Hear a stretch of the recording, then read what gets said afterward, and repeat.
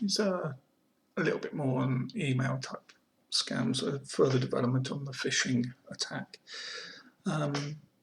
This first one is fairly classic. It's called the Nigerian Prince scam. Yes, I know that this is Eddie Murphy and it's coming to America, and yes, he is actually an African prince, but it's set there, and the description here is somebody is approaching you to offer you an amazing opportunity. Things like, yeah, if you want to be my princess, I need something. I want to give you $1 million, or I'm a general who I have access to some money, that slightly illicit money. I do not want the government finding out, so if you help me get it out of the country, I will give you a proportion, or South African diamonds. These sorts of scams have been around for years and generations, and they've just got a new thing in email. You might look at that and say, why do they bother? They're so easy to see. You need to remember that they're sending this out through email, and they've got millions and millions of emails, and for it to be worth them, it takes them a few minutes to put the thing together and to start getting somebody hooked. It takes them, if they get sort of 5 or 6 responses and then are able to follow through, that one of them pays out a few $1,000s, it's been worth their time. So, millions of people look at it and go, that's rubbish. They need sort of a couple of tens of people to be interested enough to contact them and get further, and when they make that contact, they get further information. That's a fairly common type thing. They're not limited to emails either. There's a scammer version that goes on now. You might have seen these on a number of websites. There's look at this in full, but it is an actual problem. Someone puts up a message saying, oh, look, this platform we're on, Facebook, will not show your credit card detail. See, here's my bank card. And they type in what appears to be a bank card that's been edited by the company. And then somebody comes along and replies with mine is, and then gives an actual credit card number. Now, in its own, that credit card number you can do a little bit with, but it doesn't take too much for them to follow up, find a bit more about Mr. Naive if they can, and if they can get an actual contact with them. It is possible from these first 4 numbers to know what bank issued this card. So Mr. Naive may actually suddenly then get some contact from their bank saying, you appear to have been hacked. Could you give me the 3 numbers off the back of your card? And those 3 numbers, once they're handed over with basic information, they can, just your name, they can now spend as much money as they can on your credit card. So they're fairly common types of things. They're phishing attacks from, like I said, phreaking and phishing. There's also, here's a list of email links that can appear in an email, and I asked you which ones are safe. Well, actually none of them are safe.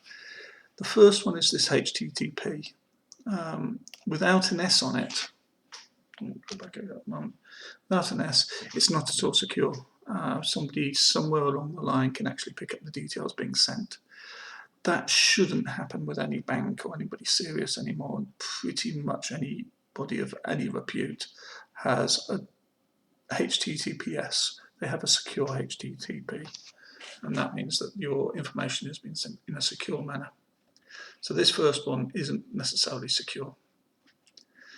Number 2, this one, it looks like it came from somebody at Halibri, probably me, because I do use Bitly if I really need to shorten a URL, but on an email, or even anywhere, you don't know the actual place this is going to.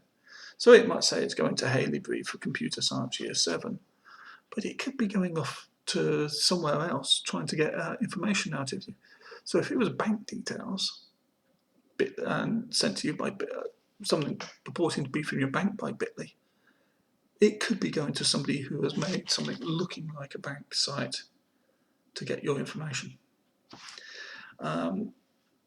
Emails like this. Be very careful of. You can normally view and see what the link is underneath this, this named link. But again, you can't see where this is actually going to.